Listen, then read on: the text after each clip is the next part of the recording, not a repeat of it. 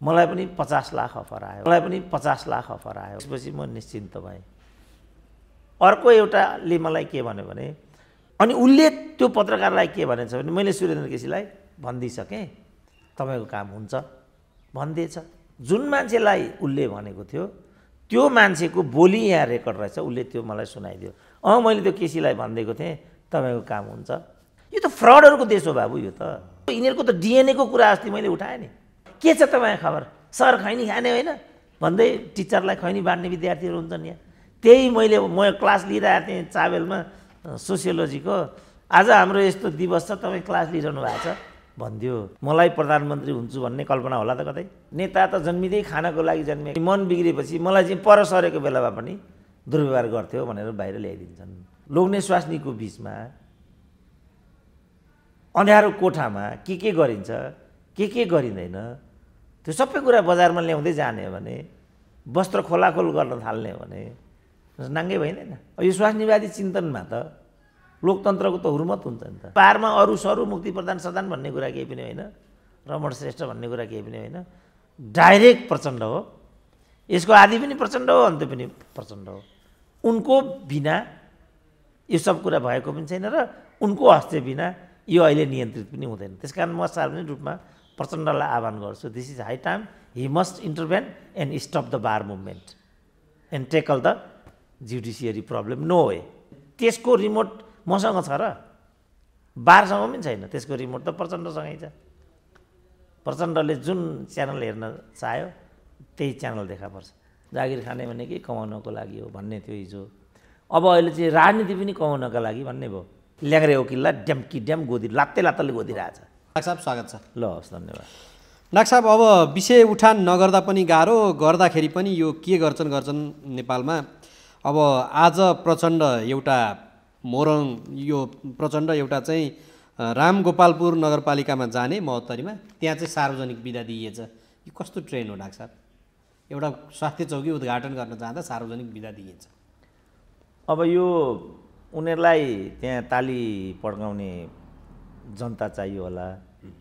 जनता त कमोडिटी हो नि त अहिले देशको। अनि मैले भन्थेँ नि त्यो कुरा, त्यसरी पुष्टि पनि भयो। के भने अब मान्छे पनि मान्छे रहेनन् क्या हाम्रो देशका, मान्छे पनि क्याडस नै हुन पुगे। अब ती क्याडसलाई त्यहाँ लगेर थुपार्ने। जनकपुरमा कहाँ हो प्रचण्ड एउटा कार्यक्रममा गएका, अनि श्रोता नभएर माछा भात खाएर फर्के भन्ने सुनेको थियौँ नि हामीले अघिल्लो हप्ता। त्यसबाट शिक्षा लिँदै, किनभने कम्युनिस्ट भन्ने जातको त अब अनुभवबाट चाहिँ शिक्षा लिँदै अग्रगमनतिर लम्किने विचारधारा पर्यो।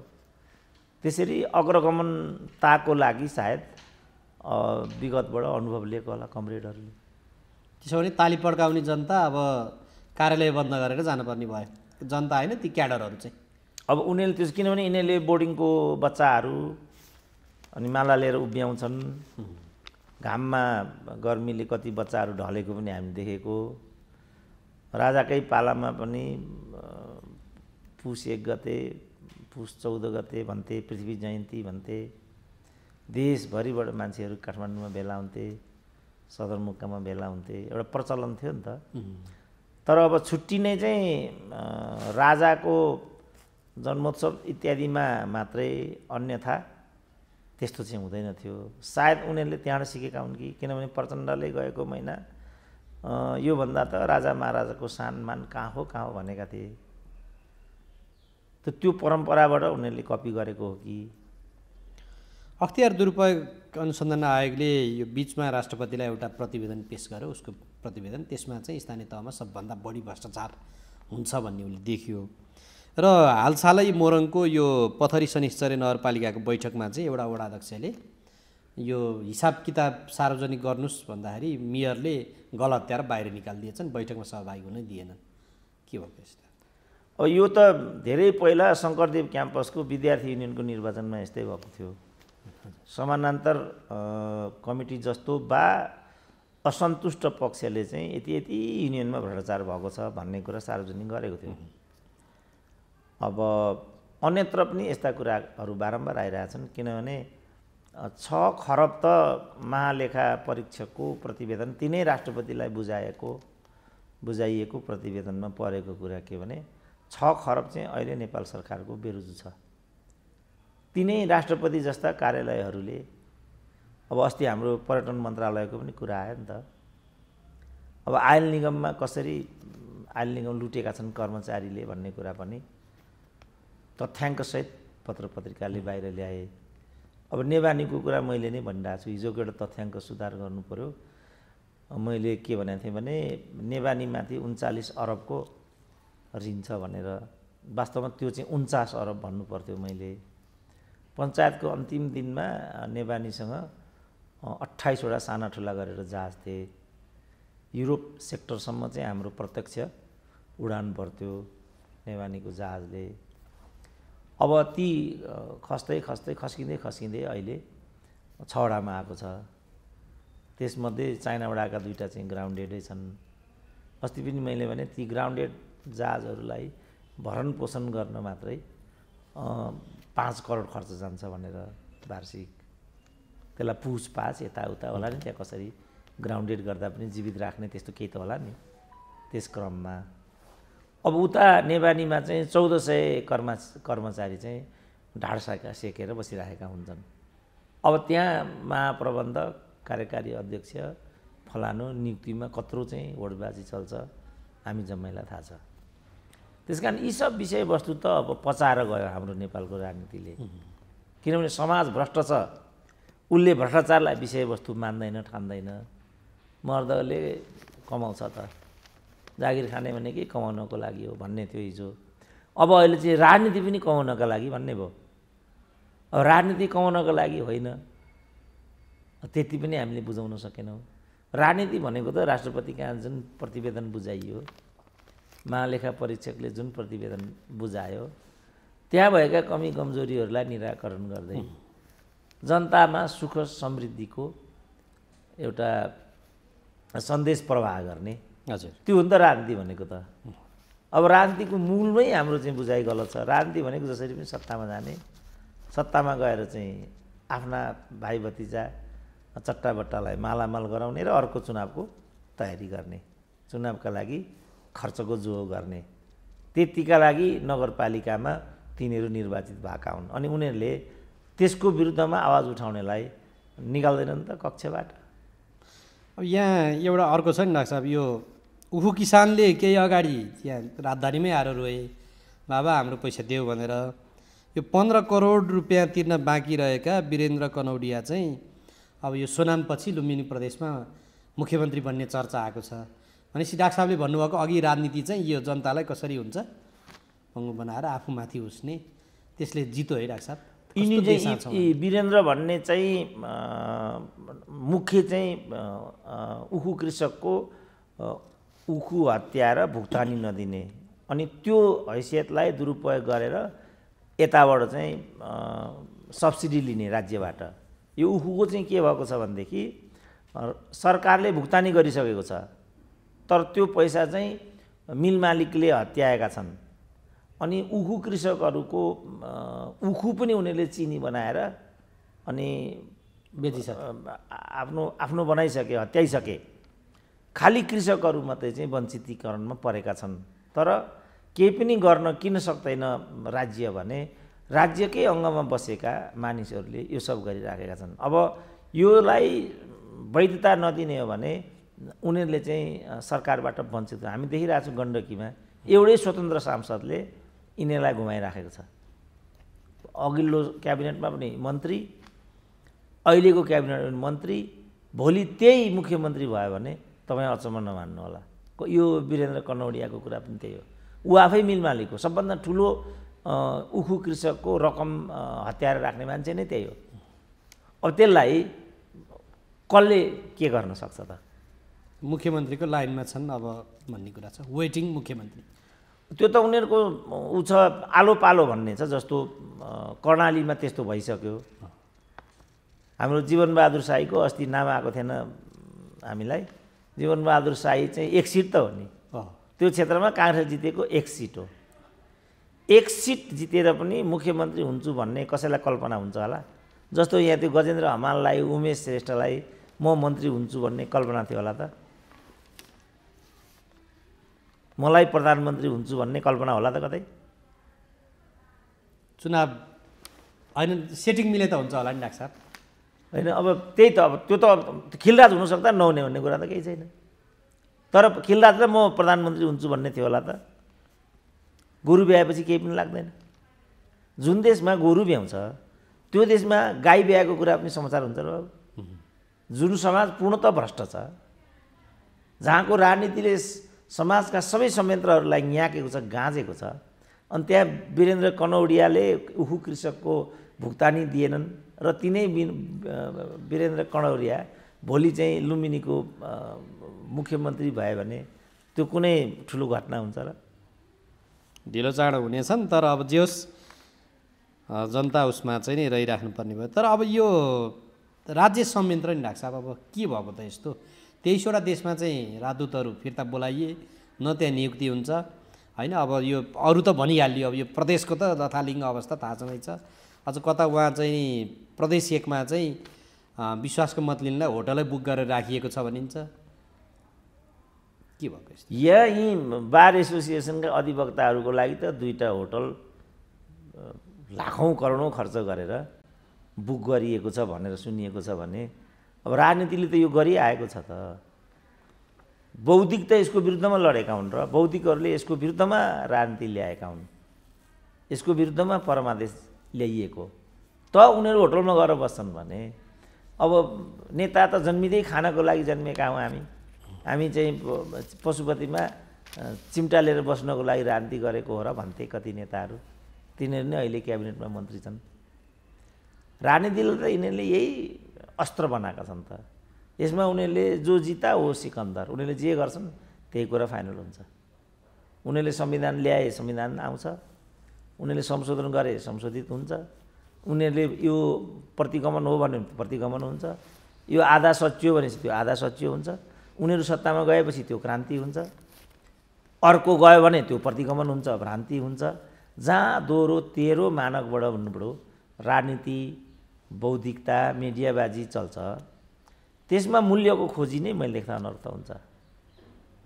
अब यो मूल्यको खोजी त गर्नै पर्ने हुन्छ डाक्टर साहब। यहाँ प्रदेश 2मा चाहिँ सबभन्दा बढी भ्रष्टाचार भनेर अख्तियारले जुन रिपोर्ट देखायो अरू प्रदेशहरूमा नि छ, यसको समाधानको उपाय हुँदैन? मूल्यको खोजी त गर्नै पर्यो नि।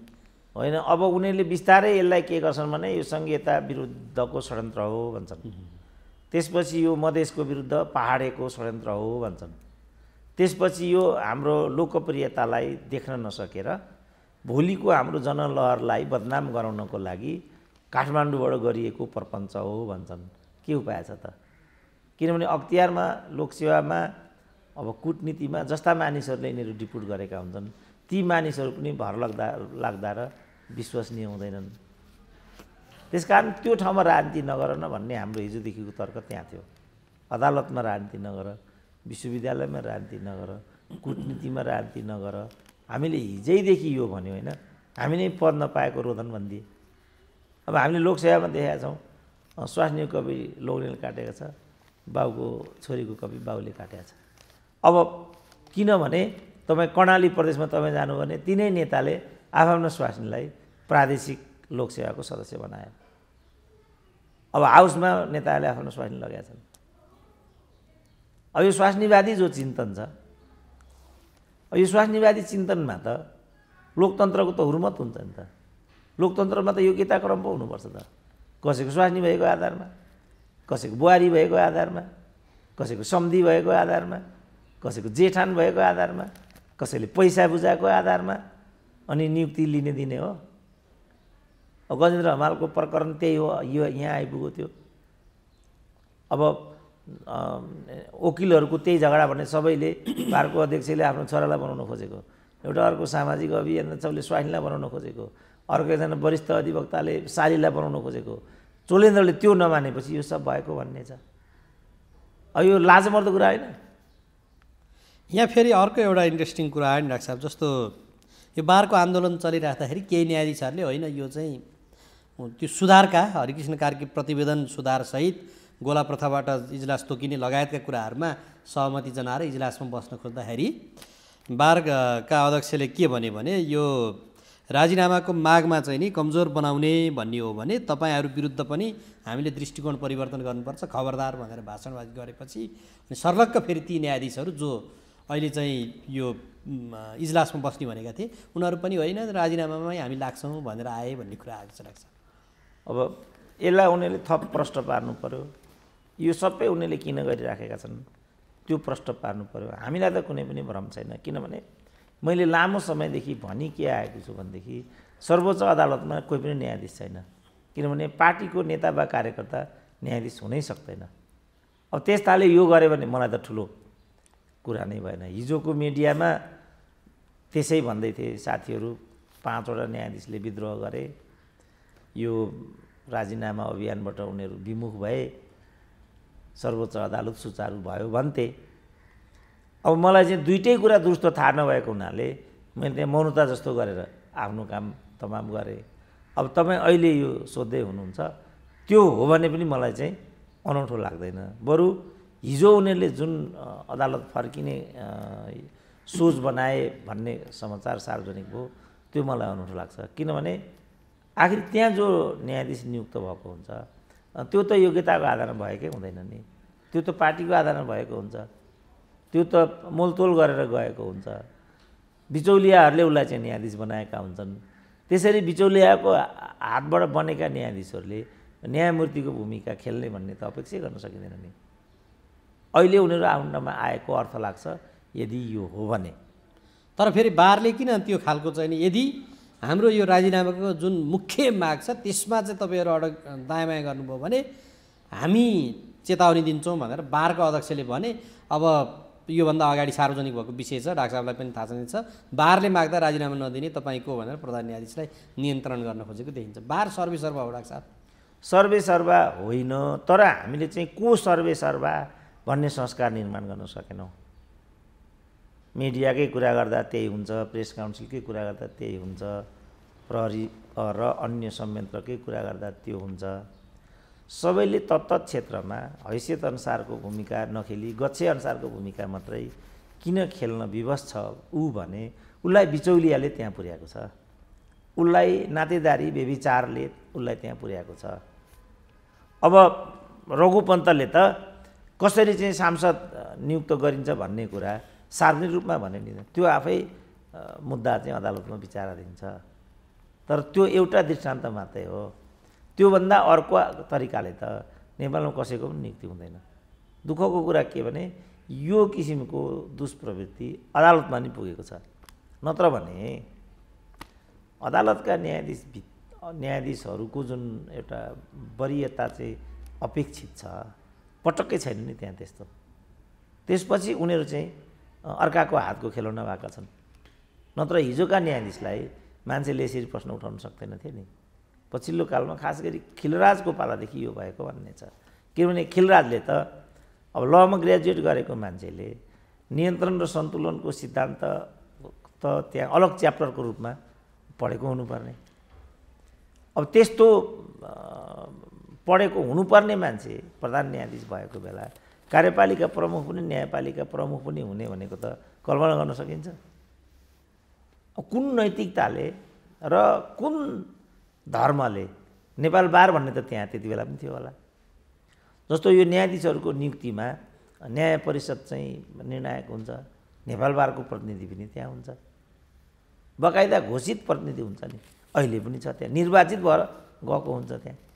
त उनीहरू भूमिका खेल्न नसक्ने अनि त्यसको कोपमा न्यायका उपभोक्ता पर्नुपर्ने बन्दी प्रत्यक्षीकरणमा चाहिँ अन्तर्राष्ट्रिय अदालत आकर्षित हुँदो रहेछ र मानवता विरुद्धको अपराध मानिँदो रहेछ यसलाई।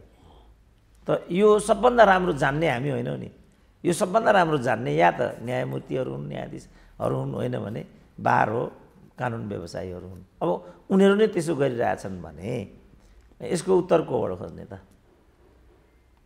मिनिमम कुरा हो नि यो त।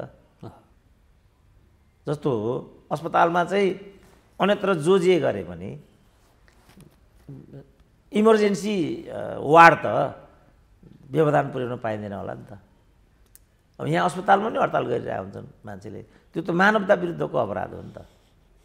तर हामी कहाँ कुनै पनि कुरा चाहिँ एउटा व्यावसायिक हिसाबले नैतिकताको हिसाबले व्यवहारमा ल्याइएन।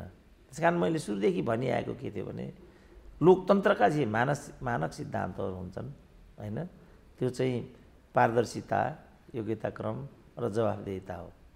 त्यो पारदर्शी हुनुपर्छ। जस्तो अहिले नै यो बारकै आन्दोलन हो नि, पारदर्शी हुनु पर्यो के कारणले यो स्थिति आएको छ भनेर। त्यो हो भने त हामी पनि उभिन सक्छौँ नि। उहाँहरूले चाहिँ बिचौलिया प्रयोग गरेको, भिजिलान्ते प्रयोग गरेको, घुस खाएको, चोलेन्द्र शमशेरले अकुत सम्पत्ति कमाएको इत्यादि भनेको छ। त्यसो भने त उहाँलाई त कानुन बमोजिम पो कारवाही गर्नु पर्यो त, महाअभियोगको कुरा हुनु पर्यो। हिजो सुशीला कार्कीको विरुद्ध यही भएको थियो र लोकमानलाई उनीहरूले यसरी डाँडा कटाए। अब धेरैचोटि मैले भनिसकेँ, अन्यहरूको बारेमा पनि त्यो श्रोताहरूको लागि झन्झट पनि हुनसक्ने हुनाले नदोहोऱ्याउँ। तर हामीले आफ्नो प्रतिकूल हुने बित्तिकै, जस्तो केपी ओली प्रतिकूल भए, यिनै कानुन व्यवसायहरू जागेर परमादेश थोपरे। प्रतिनिधि सभाभित्र परमादेशले निधो गर्ने लोकतान्त्रिक अभ्यास होइन नि त। त्यस्तो बेलामा यिनै न्यायाधीशहरू ती कानुन व्यवसायीहरूसँग मिलेर, किनभने परमादेशको प्रकरणमा चोलेन्द्र शमशेर अल्पमतमा थिए भन्ने छ। हिजो उनीहरूले चाहिँ एकअर्कामा चाहिने नचाहिने कुराकानी गुप्तगु गरेका होलान्। त्यो सबै कुराहरू अडियो भिडियो गरिदिउँ भन्ने धाकधम्की होला यहाँ। अब त्यसपछि उनीहरूले चाहिँ औँला ठड्याएको होला।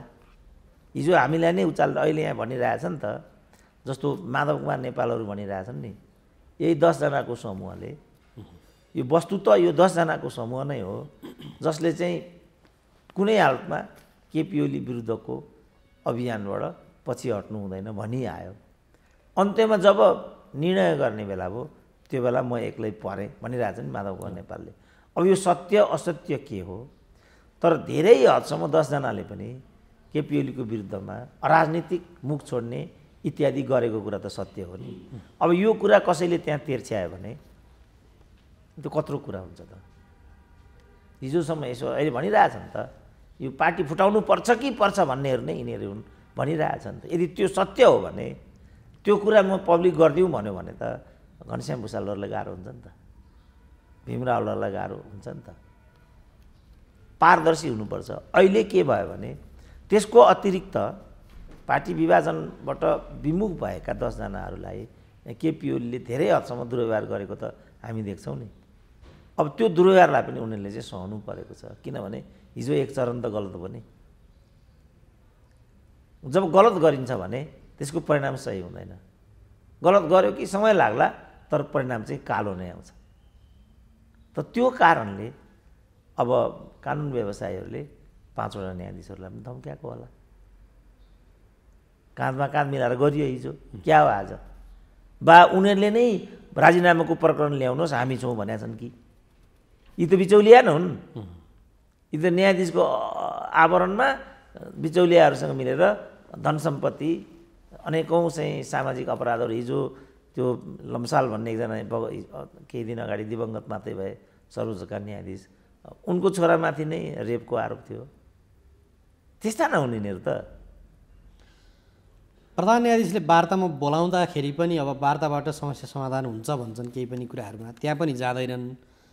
अब फेरि राजीनामा नआइकन वार्ता पनि हुँदैन भन्छन् कि अब हामीले भनेपछि हुनैपर्छ भन्ने अड्डी नै होइन लाग्छ यो त। त्यो त अब शम्भुले भनेकै छ, बारले राजीनामा मागेपछि राजीनामा नदिने तिमी को हो? योभन्दा के भन्ने, अब स्वेच्छाचारी एउटा अभिव्यक्ति अर्को हुनसक्छ। कानुनका चाहिँ ज्ञाताहरूले त्यसो भने कसरी उहाँहरूले गएर भोलि मुद्दामा बहस पैरवी गर्नुहुन्छ? कसरी उहाँहरूले चाहिँ अनुशासनको गरिमालाई चाहिँ कायम राख्न सक्नुहुन्छ? सम्भव छैन नि त्यस्तो कुरा। त्यसकारण मैले भने नि, सायद चोलेन्द्र शमशेरको सबै चाहिने नचाहिने कुराहरू यिनै 5 वटाले बाहिर ल्याएका थिए कि? त्यहाँभित्र के हुन्छ, के हुँदैन, कसरी सेटिङ हुन्छ, कसरी सेटिङ गरेर चाहिँ कमाउने धमाउने भयो, त्यो जम्मै कुरा बारमा पुर्याउने बा यिनै 5 जना हुन् कि? जस्तो यो परमादेशवाला मध्ये एउटा अहिले चाहिँ अमेरिका पुगेको छ अरे। उसले चाहिँ कसरी हामीले चाहिँ गैर संवैधानिक तरिकाले परमादेश थोपर्यौँ र केपी ओलीलाई ठेगान लगायौँ भन्ने एउटा इमेल पठाएको रहेछ अरे त्यहाँबाट। त्यो इमेल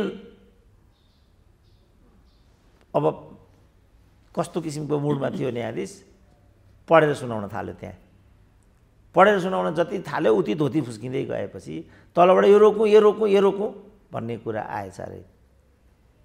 त यसरी चाहिँ अपराधहरू चाहिँ बाहिरिन्छन्। त यो तहमा उनीहरूले सेटिङमा काम गरेको हुनाले वा कानुन व्यवसायहरूले थर्काए कि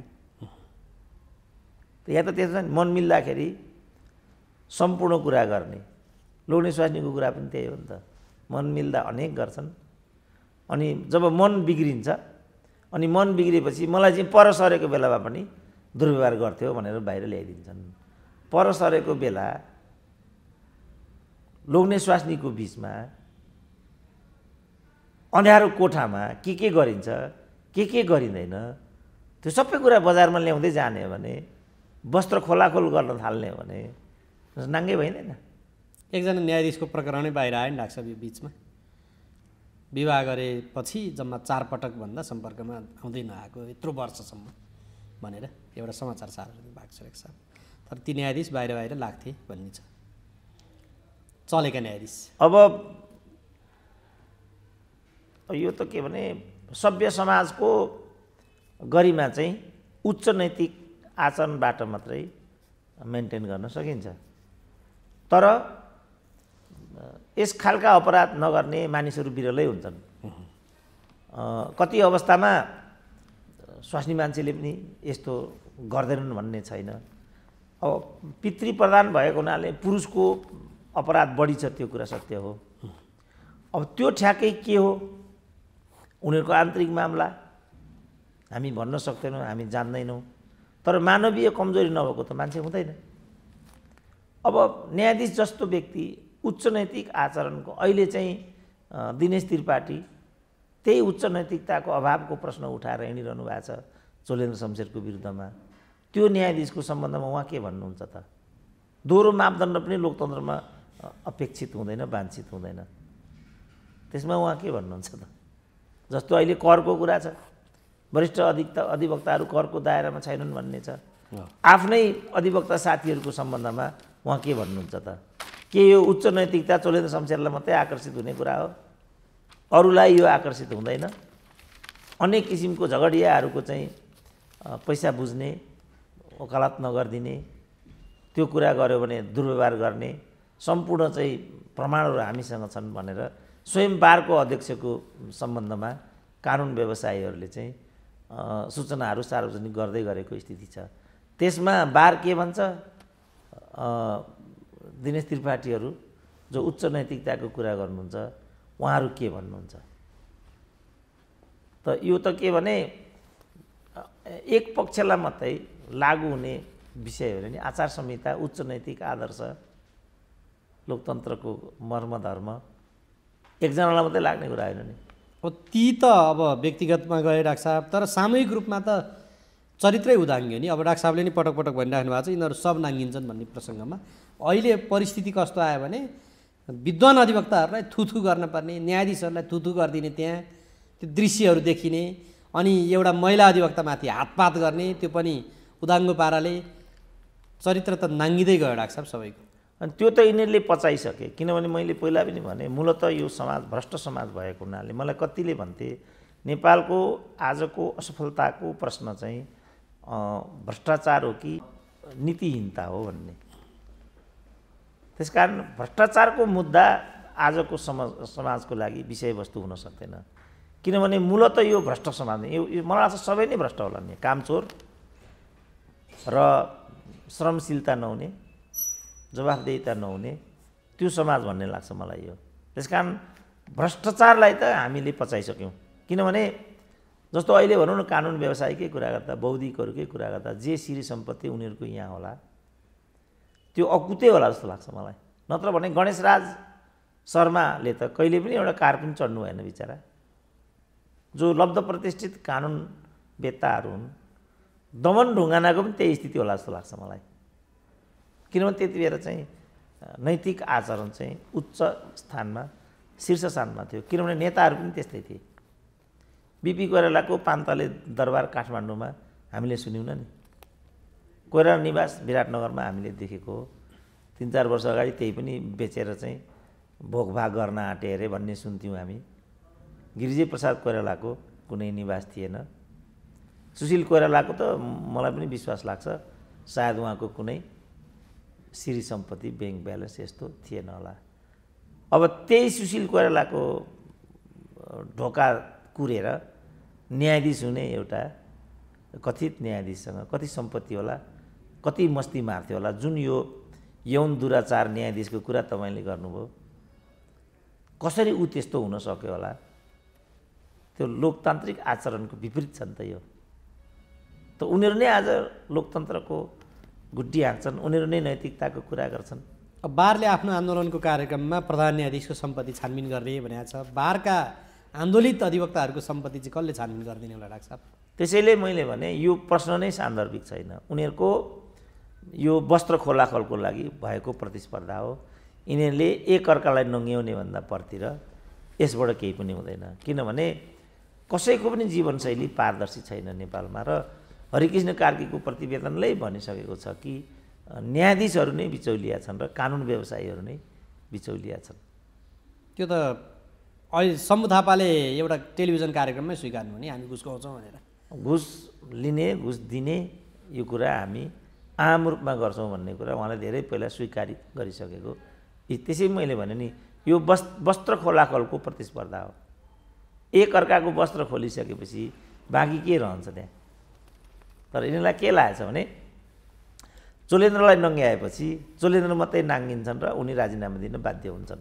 होइन, बार पनि नाङ्गिन्छ। अहिले आइरहेछ त बारको अध्यक्षले आफ्नो छोरालाई न्यायाधीश बनाउन खोजेको, एउटा जो ठुल्ठुलो अभियन्ता कुरा गरेर हुन्छ उनले आफ्नो स्वाइनलाई बनाउन खोजेको, वरिष्ठ अधिवक्ताले सालीलाई न्यायाधीश बनाउन खोजेको, अनि बारले कलेक्टिभली नै 14 जना कानुन व्यवसायीहरूलाई वरिष्ठ न्यायाधीशको पदवीको लागि लिखित रूपमा नै त्यहाँ माग प्रस्ताव गरेको भन्ने कुरा त सार्वजनिकै भइराखेका छन्। अझ मैले सुनेको हिजोदेखि चाहिँ अब अहिले ठुलो सङ्ख्यामा पुनरावेदन अदालतका न्यायाधीशहरूको नियुक्तिको प्रक्रिया निकट भविष्यमा सुरु हुँदैछ। अब त्यो जसले ती पुनरावेदन अदालतको न्यायाधीशहरूको नियुक्ति गर्छ त्यसले नै आगामी 20 वर्षको नेपालको न्यायपालिकालाई चाहिँ नियन्त्रणमा लिन्छ। किनभने त्यसमध्येबाट नै सर्वोच्चका न्यायाधीश र प्रधान न्यायाधीश हुन पुग्छन् भनेपछि त पुरै न्यायालय त गिर्फमा आउने भयो नि त। त्यस कारणले यो हरकत गरेको भन्ने छ। अब आम मान्छेलाई त यो कुरा थाहा पनि छैन। अब हिजो एमालेका पालामा 72 जना हो क्यारे पुनरावेदन अदालतका न्यायाधीशहरू नियुक्त भए। नियुक्त भएको भोलिपल्ट कृतज्ञता जाहेर गर्न बल्खुमा एमाले पार्टी कार्यालयमा नेतालाई ढोग्न पुगे। त्यस्ता त यो देशमा न्यायाधीश भए। अब यिनीहरूको योग्यता कस्तो? अधिवक्ताको चाहिँ जाँच दिएको अरे कानुन व्यवसायीबाट 1 जना पनि पास भएन त्यहाँ। योग्यता चाहिँ त्यस्तो। त्यसपछि उनीहरू सर्वोच्चको न्यायाधीश हुने हुन्। त्यसमध्ये 1 जना प्रधान न्यायाधीश हुने हो। अनि कहाँबाट परिणाम आउँछ त? यहाँ चाहिँ या त उहाँहरूले शुद्धता ल्याउनु पर्ने, नियुक्तिमा शुद्धता, आचरणमा शुद्धता, आफ्नो व्यवसायमा समर्पण भाव यहाँ केन्द्रित हुनुपर्नेमा उहाँहरू यो ठाउँमा आइपुग्नु भयो। किनभने अहिले चाहिँ मेहनतबाट सम्पत्ति आर्जन गर्ने, अर्थोपार्जन गर्ने यो प्रवृत्तिलाई हामीले छोडिसक्यौँ। अहिले भनेको हामी यो विधिबाट रातोरात करोडपति हुने, अरबपति हुने, सम्पत्ति सङ्ग्रह गर्ने, देश विदेशमा त्यसलाई चाहिँ थुपार्ने योमा हामी लाग्यौँ र यसमा हाम्रो चाहिँ होडबाजी चल्यो। किन? यो गर्ने, यसको अगुवाई गर्ने नै यिनीहरूको नेता भन्ने हुन्छ। ऊ नै त्यो काम गर्छ। अनि यो सब उनीहरूले देखिराखेको छ। निर्वाचनमा जानु पर्यो भने, वार्ड अध्यक्षको चुनावमा जानु पर्यो भने 50 लाख घुस खुवाउनु पर्यो, 50 लाख चाहिँ चुनाव खर्च गर्नु पर्यो। अब हिजो एउटा हाम्रो ताप्लेजुङ जिल्लाको एउटा खबर आयो, नेपाली काङ्ग्रेसको महासमिति सदस्य हुने क्रममा एउटै व्यक्तिले चाहिँ 20 देखि 50 लाख खर्च गर्यो भन्ने छ। आफ्नै पार्टीभित्र पनि पैसा खर्च गरेर महासमिति सदस्य हुनुपर्ने भनेपछि यो कत्रो विडम्बना हो त? यो कस्तो लोकतन्त्र हो? यसले हामीलाई कहाँ पुर्याउँछ? यो बिचौलिया, कालाबजारी, तस्करी, दलाली गर्नेहरूको हातमा राजनीति जाने। अब उनीहरूले उमेश श्रेष्ठलाई मन्त्री बनाए नि त, होइन? के आधारमा उमेश श्रेष्ठलाई मन्त्री बनाए त? उमेश श्रेष्ठ मन्त्री हुने मान्छे हुन्, विनोद चौधरी सांसद हुने मान्छे हुन्, गीता राणा राजनीतिमा हुन्। अब अहिले विभिन्न प्रदेशका विभिन्न मन्त्री मुख्यमन्त्रीहरूको कुरा आइरहेछ नि, तिनीहरूको पृष्ठभूमि राजनीति हो। त्यसपछि अदालतमा यो नग्नता देखा पर्यो। अब नेताले नत्र बोलाएर सबै कार्यकर्ता हुन् नि त। शम्भु थापा एउटा पार्टीमा उम्मेदवारै थिए, उदयपुरमा दिनेश त्रिपाठी उम्मेदवारै थिए चाहिँ कपिल वस्तुमा, मुक्ति प्रधान कमान्डरै हुन् पार्टीका, अनि चण्डी श्रेष्ठ पार्टीका कार्यकर्ता भएरै बारको अध्यक्ष भएका होला। यो राम्रो हुँदैन, किनभने कार्यपालिका व्यवस्थापिका न्यायपालिका भनेको एउटै परिवार हो राज्यको। अहिले हामीले अदालत विरुद्ध बबन्डर गर्ने भनेको, प्रधान न्यायाधीश विरुद्ध बबन्डर गर्ने भनेको आफ्नै सरकारलाई असहयोग गरेको कुरा हुन्छ। त्यसकारण यो उपयुक्त हुँदैन। यति भन्दिनलाई केले रोक्छ ल भन्नु त? तर उनीहरूले के भन्यो भने डाक्टर साहब, पहिलोपटक हिजो बसो यो गठबन्धनको बैठक, 11 सदस्यीय गठबन्धन, सर्वोच्च अदालतमा देखिएका समस्याबारे हामीहरूको ध्यान आकर्षण भएको छ। यथाशीघ्र न्यायपालिकाको गरिमा स्वच्छता कायम राख्नुपर्छ भनेर निर्णय गरेको छ। के भन्न खोजे? यो चाहिँ बारको अपेक्षाको विपरीतै यसको अर्थ आउँछ। होइन भने उनीहरूले हस्तक्षेप गरेर यो खेदजनक छ, यो उपयुक्त छैन भन्न सक्नु पर्थ्यो। उनीहरू त्यो भन्न सक्दैनन्, किनभने शम्भु थापाले खुल्लमखुल्ला भनेको छ, हामीले परमादेश गरायौँ, हामीले यिनीहरूलाई सत्तामा पुर्यायौँ। आज हामी माथि चाहिँ जे मार्का परिराखेको छ त्यो मार्कामा यिनीहरू नआउने भने खबरदार हामी पनि हेरौँला भनिरहेछ।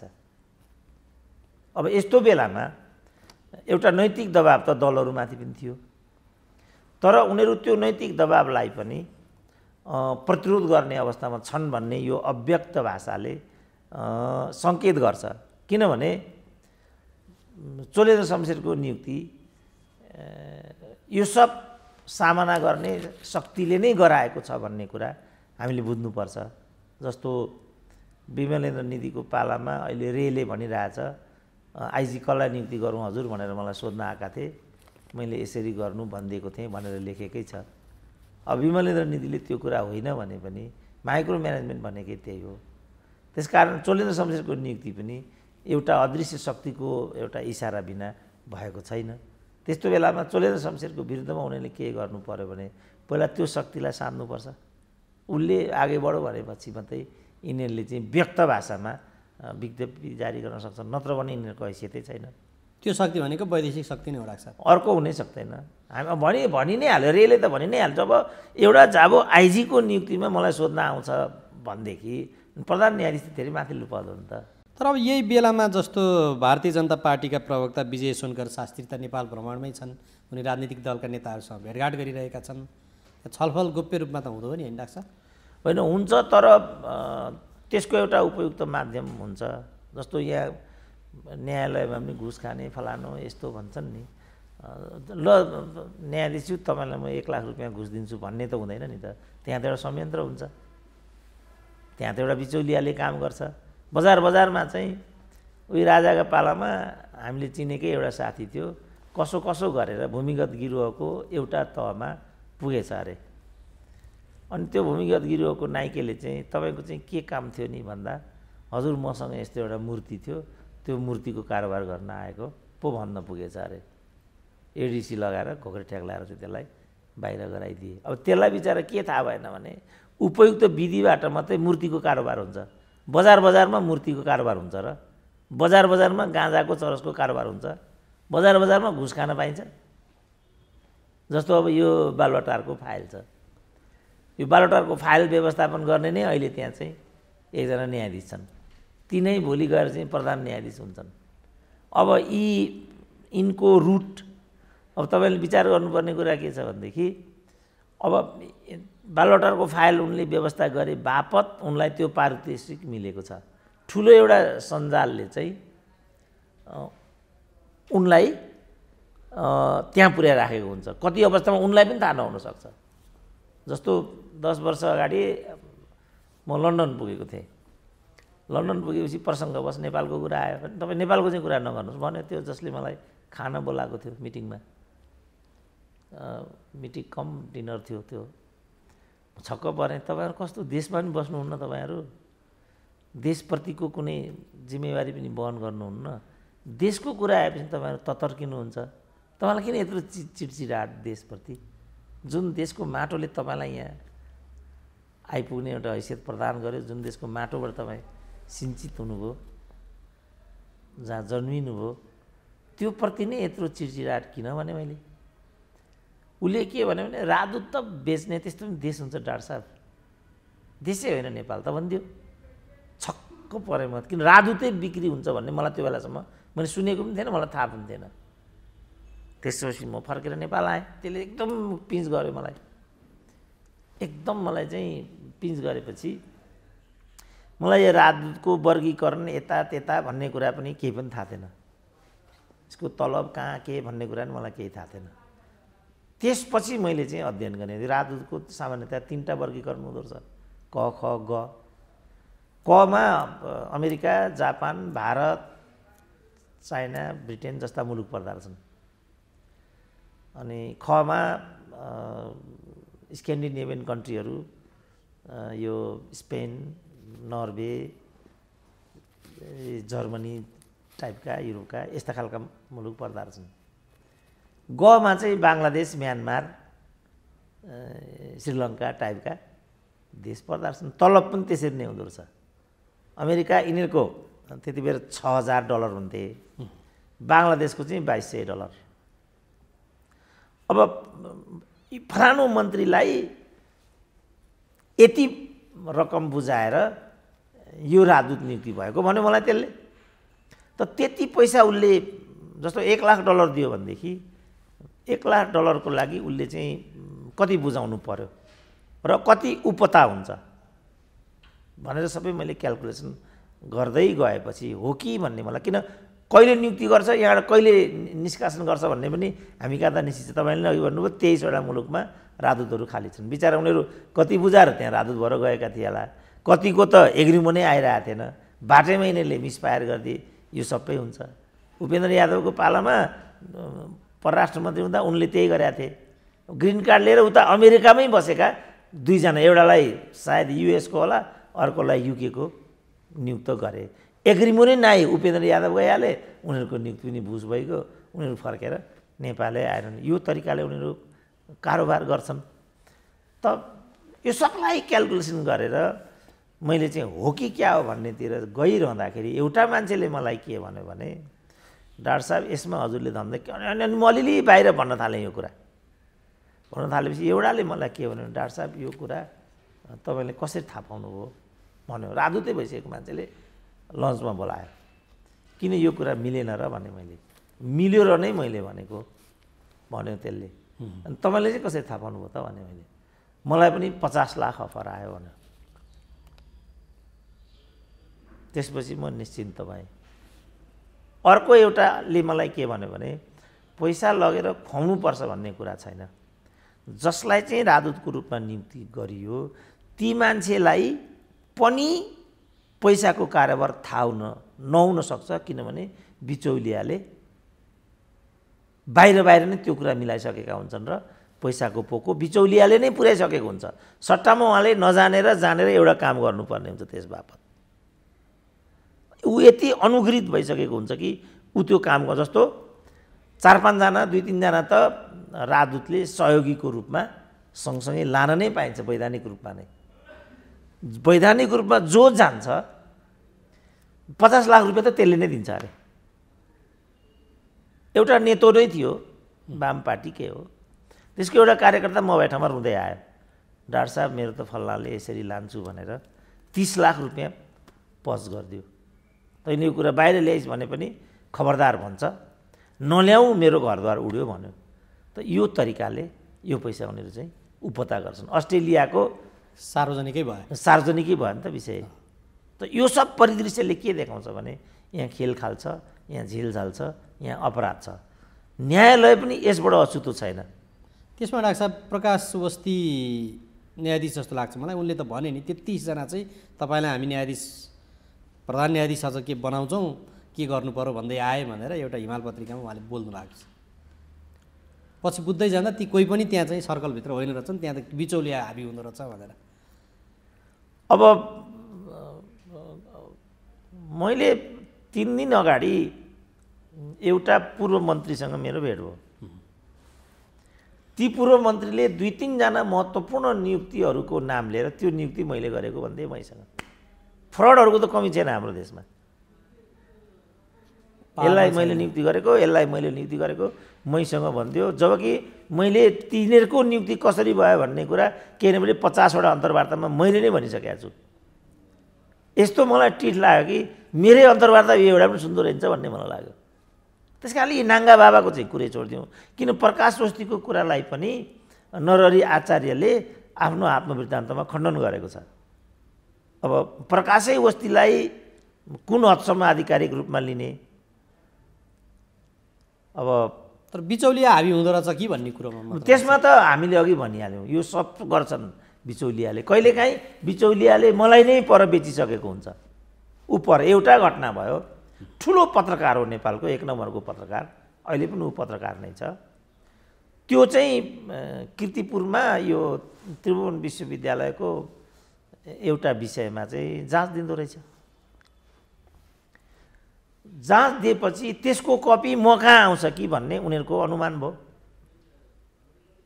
र उसले एउटा साथीलाई चाहिँ यो सुरेन्द्र केसीलाई भनिदिनु पर्यो भनेर चाहिँ रिक्वेस्ट गरेछ।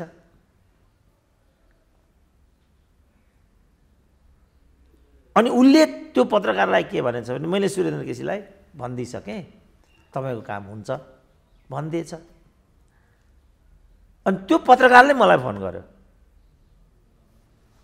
डाक्टर साहब एउटा यस्तो कुरा रिक्वेस्ट पठाएको थियो, हजुर कहाँ यो कुरा आयो कि आएन भन्यो। मैले इमान्दार साथ यो कुरा आएको छैन भने मैले। उसले त त्यो यहाँ रेकर्ड गरेर राखेको रहेछ कि क्या हो। जुन मान्छेलाई उसले भनेको थियो त्यो मान्छेको बोली यहाँ रेकर्ड रहेछ, उसले त्यो मलाई सुनाइदियो।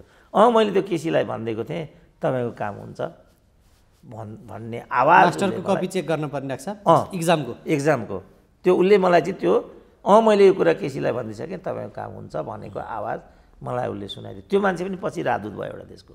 यो त फ्रडहरूको देश हो बाबु। यो त यिनीहरूको त डिएनएको कुरा अस्ति मैले उठाएँ नि। त्यो हो कि होइन भन्ने कुरामा जुन अमेरिकाबाट साथीले मलाई त्यो सूचना दिएको थियो, यसको स्रोत मलाई यहाँ लिखित पठाउनु पर्यो भन्दाखेरि त्यही मान्छे बेपत्ता भइरहेछ अहिले। डिएनएको ठुलो प्रब्लम छ क्या नेपालमा। त्यस्ता मान्छेहरू छौँ हामी। ल हेर्नु त यो ठुलो पत्रकार अहिले पनि छँदैछ, 1 नम्बरको पत्रकार, यो ठुलो एउटा मुलुकको राजदूत नै भएर आयो, राजदूत भइसक्यो, झुट बोल्दै हिँड्छ। पत्रकार भनसुन गरेर परीक्षा पास गर्ने कुरा गर्छ। मैले यो कुरा सुनेकै छैन, उसले मलाई कहाँ बेचि नै सक्यो। यस्तो त हुन्छ त। बिचौलिया भनेका चाहिँ यिनीहरू हुन्। हामी जस्तो मान्छेले चाहिँ एउटा चाहिँ मूल्य निर्माणको लागि सङ्घर्ष गर्नुपर्छ।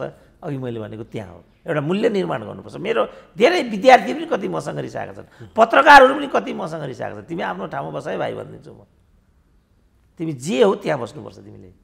अब यहाँ त चल के छ तपाईँ खबर, सर खैनी खाने होइन भन्दै टिचरलाई खैनी बाँड्ने विद्यार्थीहरू हुन्छन् यहाँ। त्यही म क्लास लिइरहेको थिएँ चाबेलमा सोसियोलोजीको, आज हाम्रो यस्तो दिवस छ तपाईँ क्लास लिइरहनु भएको छ भनिदियो। अनि के हो तिम्रो त्यो भनेको के हो भन्दै मैले। ठुलो क्लास त 150 को सोसियोलोजीको, त्यसलाई कन्ट्रोलमा ल्याउनै 10 मिनट लाग्ने। बल्ल बल्ल बल्ल कन्ट्रोलमा ल्याइरहेको छु। ऊ एउटा सूचना सुनाउन आइपुग्छ, हाम्रो एउटा सूचना छ साथी हो तपाईँहरू पढाइराखेको छु, अब बाहिर जा भन्दै मैले त्यसलाई। किन कत्रो मेहनत गरेर क्लास कमान्डमा ल्याएको छ, ऊ सूचना पढेर सुनाउँछ अरे। हानिहाल्यो मलाई त्यसले। अब यसको के उपाय छ त भने? अब उपाय त खै अन्तिममा डाक्टर साहब जाँदा जाँदै उपाय के होला त? जस्तो अब अर्थनीति सकियो, व्यापार घाटा त्यत्रो छ, अघिल्लो श्रृङ्खलामा नै हामीले चर्चा गऱ्यौँ। अहिले पनि पछिल्लो 3 महिनामा नै 4 खर्ब 13 अर्ब बढी व्यापार घाटा भइसक्यो। अब कूटनीतितिर ऊ राजदूत फिर्ता बोलाइयो, त्यसपछि खाली छन्, कुरै भएन। सरकारी प्रदेशतिर उहाँ मन्त्रीले आफ्नो पिएलाई कार्यवाहक राखेर हिँड्छन्। अन्त उहाँ हिजो मन्त्रालय गयो, आज राति नै बर्खास्त भइसकेको छ, उसैलाई थाहा हुँदैन। अब न्याय नीति त त्यही देखिहाल्यो, बिचौली हाबी अथवा के छ त्यहाँभित्र, त्यहाँ अर्कै छ। अब के हुन्छ डाक्टर साहब? होइन, अब त मैले भनिहालेँ नि, यो सबैको जड समस्याको मुहान नेतृत्व हो। नेतृत्व फेर्नुपर्छ बाबु, नत्र केही पनि हुँदैन। अरूमा हामीले खोजी नै गर्नु आवश्यक छैन।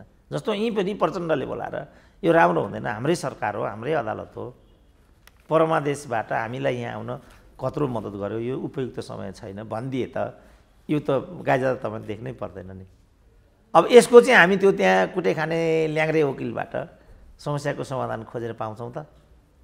अब भिजिलान्ते दिनेश त्रिपाठी मेरो चाहिँ मिल्ने साथी, एकदमै लको ज्ञाता मध्येमा दिनेश त्रिपाठी हो भन्ने मेरो बुझाइ छ। अब उहाँ चोलेन्द्र शमशेरले भिजिलान्ते प्रयोग गर्यो भन्नुहुन्छ, हाम्रो आँखा अगाडि उहाँकै साथीले गएर त्यो ल्याङ्ग्रे वकिललाई ड्याम्की ड्याम लात्ते लात्तले गोदिरहेछ हाम्रो आँखा अगाडि। मैले त त्यो हो भिजिलान्ते चाहिँ। अब हिजोबाट यहाँभित्र कालो कोट लगाएर वाइसिएल पनि छिर्यो भन्ने कुरा आइसक्यो। त बदनाम त प्रचण्डकै, वाइसिएल भन्ने त प्रचण्डकै हो, बदनाम त प्रचण्डको हुन्छ। त्यस कारण यो बारमा अरू सरू मुक्ति प्रदान सदान भन्ने कुरा केही पनि होइन, रमण श्रेष्ठ भन्ने कुरा केही पनि होइन, डाइरेक्ट प्रचण्ड हो। यसको आदि पनि प्रचण्ड हो, अन्त्य पनि प्रचण्ड हो। उनको बिना यो सब कुरा भएको पनि छैन र उनको हस्ते बिना यो अहिले नियन्त्रित पनि हुँदैन। त्यस कारण म सार्वजनिक रूपमा प्रचण्डलाई आह्वान गर्छु, this is high time he must intervene and stop the bar movement and tackle the judiciary problem. No way. होइन भने यो वस्त्र खोलाखोलले कसैलाई पनि ठिक ठाउँमा पुर्याउँदैन, यिनीहरू नाङ्गिन्छन्। प्रचण्डकै कारणले सबै भइरहेछ। प्रचण्डको कारण नभए पनि यसको रिमोट प्रचण्डको हातमा हुन्छ नियन्त्रण गर्ने। उनले, किनभने यो सरकार नै मैले काङ्ग्रेसको पनि होइन, शेरबहादुरको पनि होइन, प्रचण्डको हो भनेको छु। अब बारको त एउटा कार्यकर्ता उनीहरूकै त्यो लेभी पेयर हुन्छ, को हुन्छ र बारको अध्यक्ष, अनि त्यसको रिमोट मसँग छ र बारसँग पनि छैन। त्यसको रिमोट त प्रचण्डसँगै छ। प्रचण्डले जुन च्यानल हेर्न चाह्यो त्यही च्यानल देखा पर्छ। कारण यो रहेछ, टिभी कोठामा बस्दाखेरि पनि सानोदेखि ठुलोसम्म जम्मैले रिमोट चाहिँ आफ्नो हातमा राख्न चाहन्छन् नि। हामीलाई जुन हेर्न मन परेको हुन्छ किचिक्क उहरूकोतिर गइरहेको हुन्छ। अहिले त्यही भइरहेको हुन्छ। यो प्रचण्डकै रिमोटबाट बनेको यो उच्च संयन्त्रले चाहिँ बोलेन, त्यो गोलोमटोल भाषा उही ध्यानाकर्षण भएको मात्र भन्यो भनेपछि अझै त्यहाँभित्र मिल्न बाँकी भने होइन, उनले बोल भनेको छैन नि त। त्यसको संयन्त्रको संयोजक रामचन्द्र होलान्। रामचन्द्रसँग कति पावर छ भन्ने कुरा हामीलाई थाहा छैन र। अब रिमोट प्रचण्डसँग छ त्यसको पनि। रामचन्द्र भैया ऐसा बोलो भनेपछि बल्ल उनी बोल्छन्, भनेकै छैन, बोलेका पनि छैन। भोलि भन्छन्, पर्सि बोल्छन्, नबोल्दासम्म समस्याको समाधान होइन। यो बोल्ती बन्द जे कारणले भइराखेको छ त्यो नै समस्याको जड हो। अब रिमोट मुभ गराउनुपर्छ, पर टेलिभिजनको पर्दामा अर्कै चित्र देखा पर्छ। होइन भने त्यति जेलसम्म तपाईँ हामीले यो चित्र हेर्न चाहिँ अभिशप्त हुनुपर्छ। हुन्छ डाक्टर साहब, समय दिनुभयो, धन्यवाद। ल हस्, धन्यवाद।